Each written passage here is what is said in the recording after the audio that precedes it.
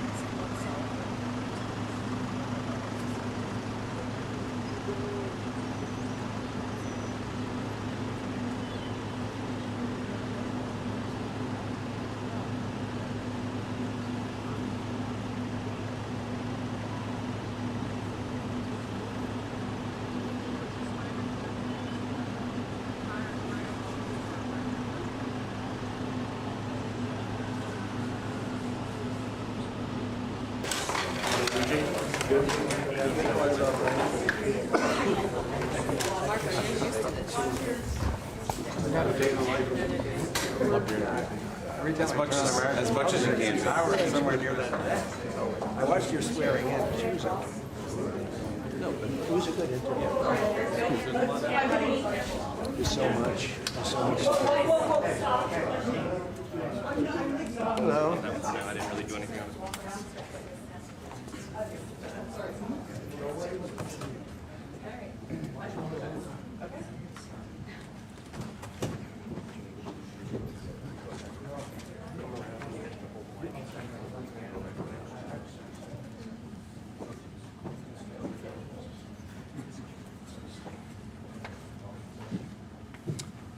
Thank you very much, everybody. It's a great honor to have Prime Minister Mark Carney with us. As you know, just a few days ago, he won a very big election in Canada.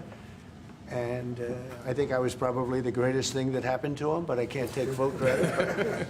His party was losing by a lot, and he ended up winning. So I really want to congratulate him. It was probably one of the greatest comebacks in the history of politics, maybe even greater than mine.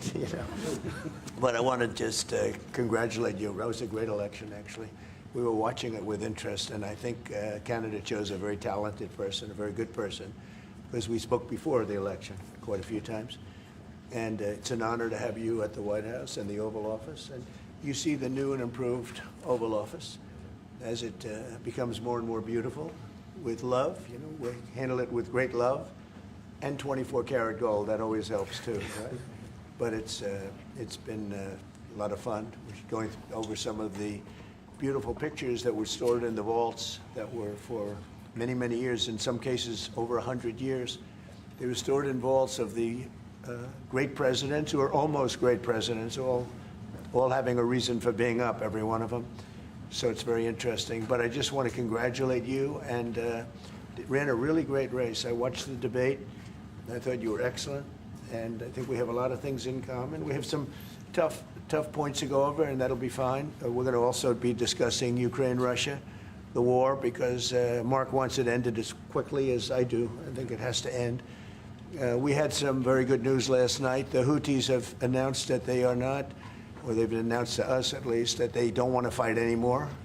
They just don't want to fight, and we will honor that. And we will stop the bombings, and they have capitulated. But more importantly, we will take their word. They say they will not be blowing up ships anymore, and that's what the purpose of what we were doing. So that's just news. We just found out about that. So I think that's very, very positive. They were knocking out a lot of ships going, as you know, sailing beautifully down the various seas. It wasn't just the canal, it was a lot of other places. And I will accept their word, and we are going to stop the bombing of the Houthis, effective immediately. And Marco, you'll let everybody know that, okay? Do you have something to say about that, by the way? It's a pretty big announcement. Yeah, this was always a freedom of navigation mission. These guys, these are, a band of individuals with advanced weaponry that were threatening global shipping. And the job was to get that to stop. And if it's going to stop, then we can stop. And I think it's an important development. And we'll have maybe before, we're going to, as you know, the Middle East, Saudi Arabia. We're going to UAE and Qatar. And that'll be, I guess, Monday night. Some of you are coming with us. I think before then we're going to have a very, very big announcement to make, like as big as it gets, and I won't tell you on what, but it's going to, and it's very positive. I'd tell you if it was negative or positive. I can't keep that out. It is really, really positive. And that announcement will be made either Thursday or Friday or Monday before we leave. But it'll be one of the most important announcements that have been made in many years about a certain subject, very important subject. So you'll all be here. Mark, would you like to say a few words? Well, thank you, Mr. President. I'm on the edge of my seat, actually, for the big announcement. But thank you for your hospitality and above all for your leadership. You're a transformational president, focus on the economy with a relentless focus on the American worker, securing your borders, ending the scourge of fentanyl and other opioids, and securing the world. And I've been elected with my colleagues here, with the help of my colleagues here. I'm going to spread the credit to transform Canada. With a similar focus on the economy, securing our borders, again on fentanyl, much greater focus on defense and security, securing the Arctic and developing the Arctic. And the history of Canada and the U.S. is we're stronger when we work together, and there's many opportunities to work together. And I look forward to, addressing some of those issues that we have, but also finding those areas of mutual cooperation so we can move forward. That's great. Very nice. Thank you very much. It's a very nice statement. Anybody? Is USMCA dead? No, it was actually very effective, and it's still very effective, but people have to follow it. So, that's been a problem. People haven't followed it. But it was a transitional step a little bit, and as you know, it terminates fairly shortly. It gets renegotiated very shortly. But I thought it was a very positive step from NAFTA. NAFTA was the worst trade deal in the history of our country, probably in the history of the world. And this was a transitional deal, and we'll see what happens. We're going to be starting to possibly renegotiate that if it's even necessary. I don't know that it's necessary anymore, but it served a very good purpose. And the biggest purpose it served is we got rid of NAFTA. NAFTA was a very unfair deal for the United States. A very, very terrible deal. It should have never been made. It was made many years ago, but it should have never been made. Mr. President, Canada and the United States, would you like to see your first trade deal be with Canada, our neighbors in the world? I would love that. Look, I have a lot of respect for this man, and I watched him come up, in a sense, through the ranks when he wasn't given much of a chance, and he ran a really great campaign. He did a really great debate. I think that debate was very helpful. I was going to raise my hand. I don't know if that's good or bad. I shouldn't say that. That might hurt you. But no, he ran a really great election, I thought. And yeah, something could happen. Something could happen. Mr. President. Yeah, please. What's the top concession you want out of Canada? The top concession you want out of Canada? Concession? Yes, Friendship. but that's not a concession. No, we're going to be friends with Canada. Regardless of anything, we're going to be friends with Canada. Canada is a very special place to me. I know so many people that live in Canada. My parents had relatives that lived in Canada, my mother in particular. And I love Canada. I have a lot of respect for the Canadians. Wayne Gretzky, I mean, how good, the great one. You happen to have a very, very good hockey player right here on the Capitals, who I have a lot of respect. He is a big, tough cookie, too. He just broke the record. And he's a great guy, and we had the team here, and I got to know a lot of the players. But now Canada is a very special place. Yeah, please. Mr. President, and Mr. Prime Minister, I'd like to get your response to this too. But Mr. President, you have said that Canada should become the 51st state. Were you joking? No. Well, I still believe that, but it takes two to tango, right? But no, I do. I mean, I believe it would be a massive tax cut for the Canadian citizens. You get free military, you get tremendous medical cares and other things. There would be a lot of advantages, but it would be a massive tax cut. And it's also a beautiful, as a real estate developer, I'm a real estate developer at heart. When you get rid of that artificially drawn line, somebody drew that line many years ago with like a ruler, just a straight line right across the top of the country. When you look at that beautiful formation when it's together, I'm a very artistic person, but when I looked at that beauty, I said that's the way it was meant to be. But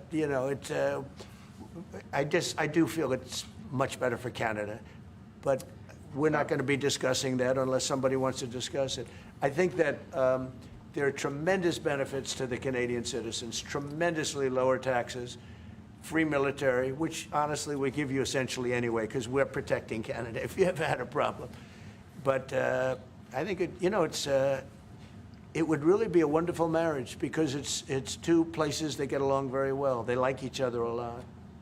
Well, if I may, as you know from real estate, there are some places that are never for sale. That's true. We're sitting in one right now, Buckingham Palace that you visited as well. That's true. And having met with the owners of Canada over the course of the campaign last several months, it's not for sale, won't be for sale ever. But the opportunity is in the partnership and what we can build together. And we have done that in the past. And part of that, as the President just said, is with respect to our own security.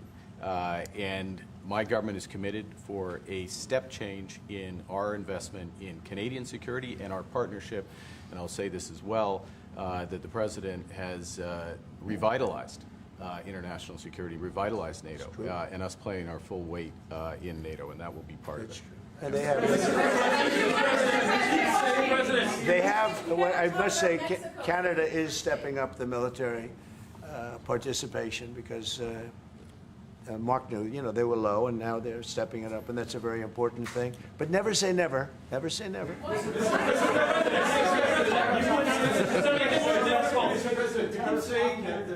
What would it take to get the tariffs off of Canada? Well, we'll be talking about different things. Like, we want to protect our automobile business, and so does Mark.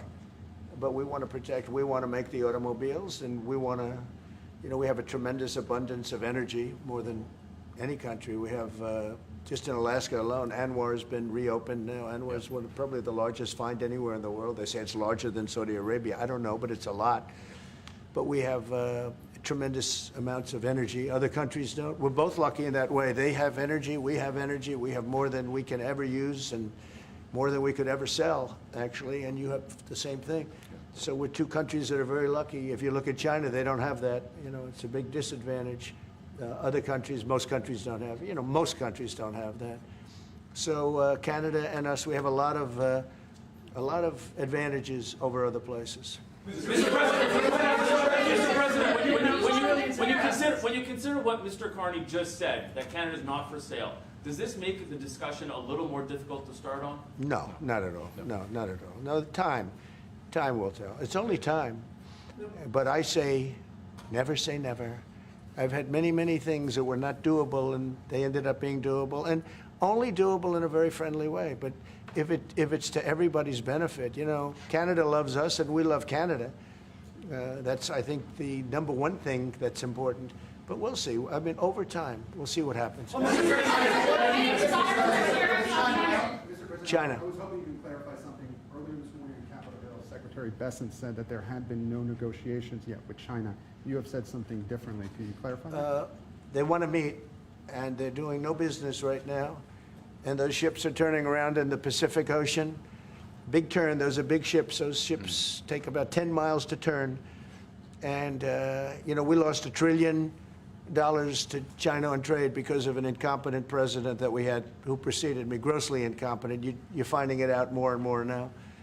And by not trading, we're losing nothing. So we're saving $1 trillion. It's a lot. But they want to negotiate, and they want to have a meeting, and we'll be meeting with them at the right time. But you haven't met with them yet. I have not met with them, no, of course. You would know if I met. I'd tell you. They want to meet, but, we are right now. Look, they're suffering greatly. Their economy is suffering greatly because they're not doing trade with the U.S. And they made most of their money off the U.S. Don't kid yourself. They don't make the money off other countries like this. And we had a trade imbalance. We had a deficit, or they had a surplus, another way of saying it, of more than $1 trillion. Think of it, more than $1 trillion. And because of 145%, that's the only reason, but because of they have now 145% tariff, there's no trading. You can't trade with 145%. We are, therefore, making, in a certain way, I guess, $1.1 trillion. In other words, we're not losing $1.1 trillion. Our deficit is much better. When I started, I say we were losing billions of dollars a day on trade. That's rapidly turning around. We looked at numbers this morning. So we were losing, the United States during Biden was losing more than, I won't even give you numbers because they're so embarrassing, but billions of dollars a day on trade. Those numbers are rapidly turning between the tariffs. Don't forget, we're now getting 25% on cars, 25% on aluminum, 25% on steel, and maybe more importantly, massive numbers of companies are moving into the United States. Honda, we have tremendous, the car companies are moving in at levels we've never seen before. The biggest investment ever made in the United States is being made right now. Trillions of dollars. I would say we could be at $9 trillion. You could go back to other presidents. They haven't had $1 trillion for their entire term. Look at Biden. He had bad numbers. People were leaving. They weren't coming in. They were leaving with Biden, and he didn't know the difference. The only thing he knew is people coming in. You know who they were? Illegal immigrants, okay, from prisons, from mental institutions, from all sorts of places that weren't good, from gangs, from Venezuela. They were coming in and they were criminals and murderers, 11,888 people that murdered, and at least half of them murdered more than one person. This is what Biden led into our country. I'm bringing in big companies. We have Apple is investing $500 billion. We have Jensen, as you know, is going to be 500 biggest chip maker, or chip thinker, I call him. He's really a thinker more than a maker. But we also have the maker, Mr. Wei. I get to know them all in the last, it was a cram course, but they're all moving into America because of the tariffs. And I don't think people have appreciated it. Some people do, some of the smart people do. So we have more money coming in. It's really an amazing thing. We have more money being invested in the United States now than at any time ever before in our history, and it's not even close. And I think the real number could be 9 or 10 trillion. We don't know everybody that's doing it. We have many. I just heard about a plant that's being built right now, a very, very top-of-the-line company, and they didn't come to the White House. They're just doing it because they're making it because if they build here, there are no tariffs. And this is the big market. This is the market. That sets us apart from it. This is the market where everyone wants to be. Now, if I didn't come here and do this, all of a sudden we wouldn't be the market where everyone wants to be. So we're able to do it in time. But we're going to have a great announcement, and I'm not necessarily saying it's on trade. Going to the beginning, we're going to have a great announcement over the next few days, an announcement that will be so incredible, so positive. And I'm not saying, I don't want you to think it's necessarily on trade. Just to finish, we also have a situation, because everyone says, when are you going to sign deals? We don't have to sign deals. We could sign 25 deals right now, Howard, if we wanted. We don't have to sign deals. They have to sign deals with us. They want a piece of our market. We don't want a piece of their market. We don't care about their market. They want a piece of our market. So we can just sit down, and I'll do this at some point over the next 2 weeks, and I'll sit with Howard and Scott and with our great vice president, who has done a really good job. We have some good news to report on a lot of fronts. But JD will be there, and Marco, and we're going to sit down, and we're going to put very fair numbers down, and we're going to say, here's what this country, what we want, and congratulations, we have a deal. And they'll either say, great, and they'll start shopping, or they'll say, not good, we're not going to do it. And I said, that's okay, you don't have to shop. Now, we may think, well, they have a right, you know, that maybe we were a little bit wrong, so we'll adjust it. And then you people will say, oh, it's so chaotic. No, we're flexible. But we'll sit down, and we'll, at some point, in some cases, we'll sign some deals. It's much less important than what I'm talking about. For the most part, we're just going to put down a number and say, this is what you're going to pay to shop. And it's going to be a very fair number. It'll be a low number. We're not looking to hurt countries. We want to help countries. We want to be friendly with countries. But you keep writing about deals. When are we going to sign? When? It's very simple. We're going to say, in some cases, we want you to open up your country. In some cases, we want you to drop your tariffs. I mean, India, as an example, is one of the highest tariffs in the world. We're not going to put up with that. And they've agreed already to drop it. They'll drop it to nothing. They've already agreed. They would have never done that for anybody else but me.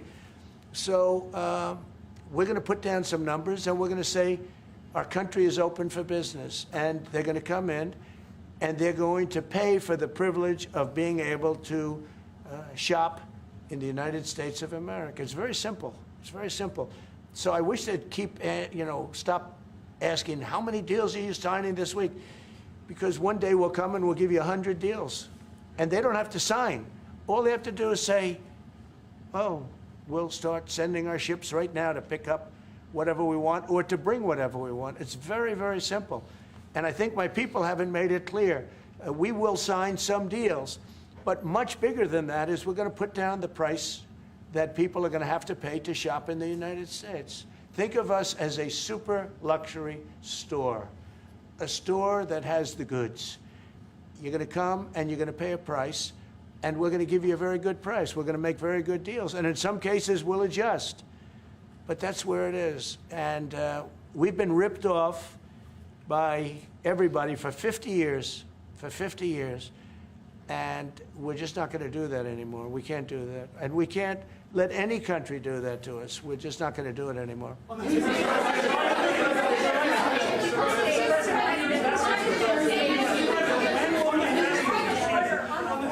you tell us a bit more about the deal that you've reached with the Houthis? No, it's not a deal. They've said, please don't bomb us anymore, and we're not going to attack your ships. And where did you hear about that? It doesn't matter where I hear. The very good source, I could tell you. Very, very good source. Would you say, Marco? I would say pretty good, right, JD? A very good source. No, they don't want to be. They don't want to be. They don't want to be bombed anymore. You know, I sort of thought that would happen. No, behind you, please. Clarifying something you said on USMCA, is the U.S. prepared to walk away from that pact? From what pact? USMCA. No, it's fine. It's there. It's good. We use it for certain things. It's there. We have the USMCA is a good deal for everybody. I won't say this about Mark, but I didn't like his predecessor. I didn't like a person that worked for. She was terrible, actually. She was a terrible person, and she really hurt that deal very badly because she tried to take advantage of the deal and she didn't get away with it. You know who I'm talking about. But so you know, we had a bad relationship having to do with the fact that we disagreed with the way they viewed the deal, and we ended it. You know, we ended that relationship pretty much. The USMCA is great for all countries. It's good for all countries. We do have a negotiation coming up over the next year or so to adjust it or terminate it. Mr. President. I'll say a word on USMCA, if I may, Mr. President. It is a basis for a broader negotiation. Some things about it are going to have to change. And part of the way you've conducted these tariffs has taken advantage of existing aspects of USMCA. So it's going to have to change. There's other elements that are come, and that's part of what we're going to discuss. Right. During the campaign, Prime Minister Carney talked about the American betrayal. How do you react if Canada decided not to shop in the American store as much as before and decided to partner with other countries? Well, we don't do much business with Canada from our standpoint. They do a lot of business with us.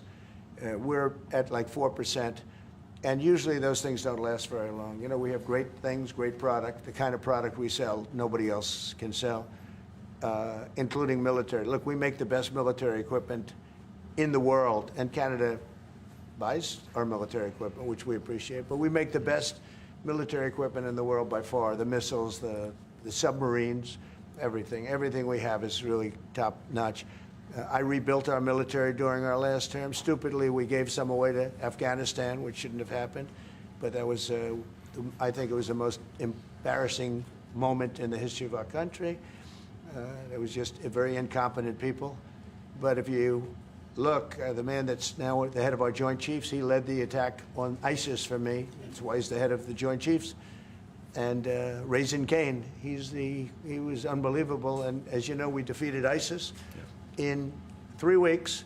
It was supposed to take 5 years. We did it in 3 weeks. And he ran the campaign. I said, I like him. But I knew him before. I went to Iraq, and we agreed to a plan, and that was the plan. And as you know, we did it in record time. So we have, you know, we have the best equipment in the world. We have the best, a lot of things. And but Canada, it does a lot more business with us than we do with Canada. Yeah. Mr. President, can I ask you about your investments, Mr. President? When do you think the investments that you've announced, the trillions, will finally hit the economic data this year? When you're saying about the tariffs? No, about the investments that you've announced. Oh, it's hitting right now. Look, they're already starting AI plants. These are not people that look for financing. That's a good thing. You know, in real estate, you get a site, then you have to look for financing, you have to get your zoning, you know, 5 years later you start building, you get a bank, then the bank's no good. And these people have massive amounts of cash. The CHIPS Act was a ridiculous thing because that doesn't get them to build. All we did is hand very wealthy companies money. The CHIPS Act that was done by Biden. Billions, we give them billions of dollars. They don't even have to do anything with it. And then if you weren't, if you didn't have, and I don't want to be a wise guy, but if you didn't go with the DEI, if you didn't go with all of the different things, woke, if you weren't woke, you couldn't even use the money. You had to have a certain percentage of this and that and that and that. It's impossible to have. The companies actually complained to me. They said they gave me all this money, but nobody can get these people to do anything. I mean, look, President Obama, and if he wanted help, I'd give him help because I'm a really good builder and I build on time, on budget. He's building his library in Chicago. It's a disaster. And he said something to the effect, I only want DEI, I only want woke. He wants woke people to build it. Well, he got woke people, and they have massive cost overruns. The job is stopped. I don't know. It's a disaster. And I don't like that happening because I think it's bad for the presidency that a thing like that should happen. He's got a library that's a disaster. And he wanted to be very politically correct, and he didn't use good, hard, tough, mean construction workers that I love, Marco. I love those construction workers. But he didn't want construction workers. He wanted people that like never did it before, and he's got a disaster in his hands. Like millions of dollars, really many millions of dollars over budget. And I would love to help him with it, or somebody else. I could recommend professionals. But it was not built in a professional manner. By the way, nor was in California a little train going from San Francisco to Los Angeles that's being run by Gavin Newsom, the governor of California. Did you ever hear of Gavin Newsom? He has got, that train is the worst cost overrun I've ever seen. It's like totally out of control. So then they said, all right, we won't go into San Francisco. We'll stop 25 miles short. And we won't go into Los Angeles. We'll stop 25 miles short. It's hundreds of billions of dollars for this stupid project that should have never been built.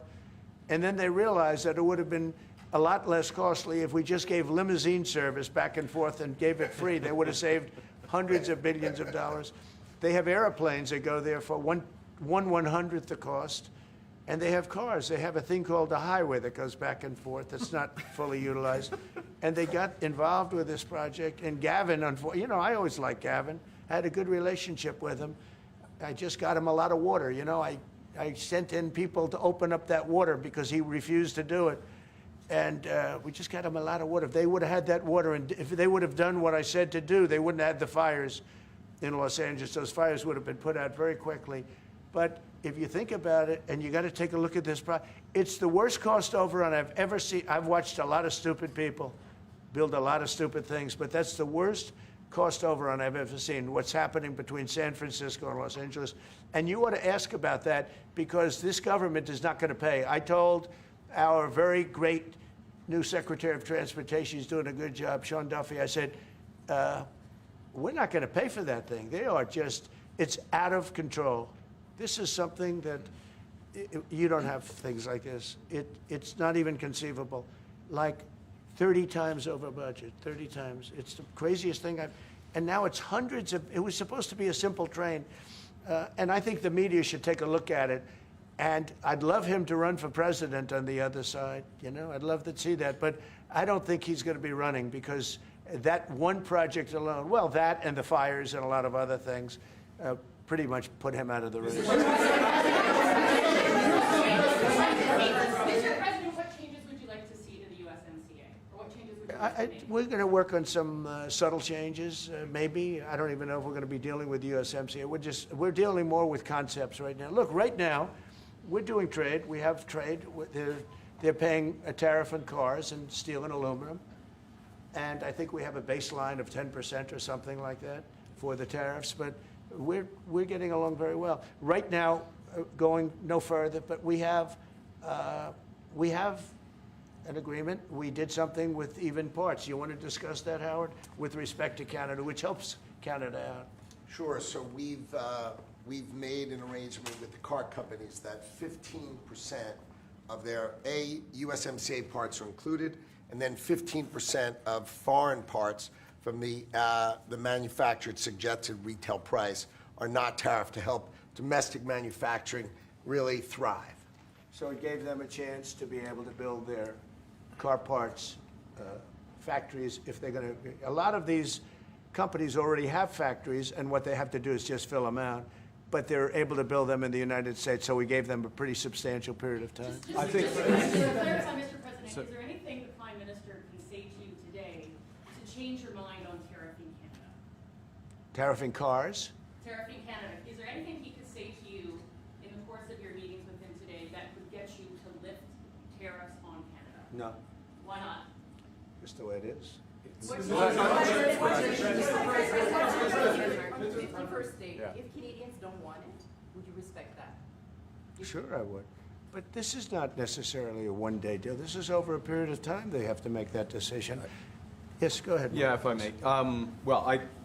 Respectfully, Canadians' view on this is not going to change on the 51st state. Secondly, we are the largest client of the United States in the totality of all the goods. So we are the largest client of the United States. We have a tremendous auto sector between the two of us, and the changes that made have been helpful.